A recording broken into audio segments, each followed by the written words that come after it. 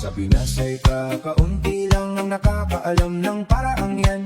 Kayang ayusin ang bubong mo sa ilang minuto. Tingnan ng sirang bahagi roon kapag umulan ay tumutulo doon. Karamihan ng iniisip noon palitan ng buo. Ngunit hindi yun ang solusyon, may mas mabilis na paraan doon. Hindi kailangan ng malaking gastos para maayos yun.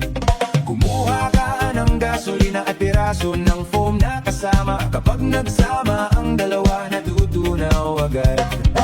Higing malapot na halo ito, parang pandikit na matibay na totoo. Kumakapit sa ibabaw ng bubong mo na parang semento.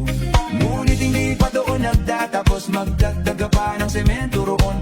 Haluin mo ng dahan-dahan hanggang maging pino. Bago mo ito ilagay roon, linisin muna ang sirang bahagi doon. Tanggalin ng alikabok at dumi roon para kumapit ng buo. Kung hindi mo ito gagawin, maaaring hindi rin kumapit yun. At sa paglipas ng panahon, masisira rin. Maglagay ng tape sa ilalim para suportahan ang butas mo rin. Pagkatapos ay ipasok mo rin ang halo sa buwang. Idiin mabuti sa bawat sulok, siguraduhin walang butas. Pantayin ang ibabaw nito para maayos tingnan.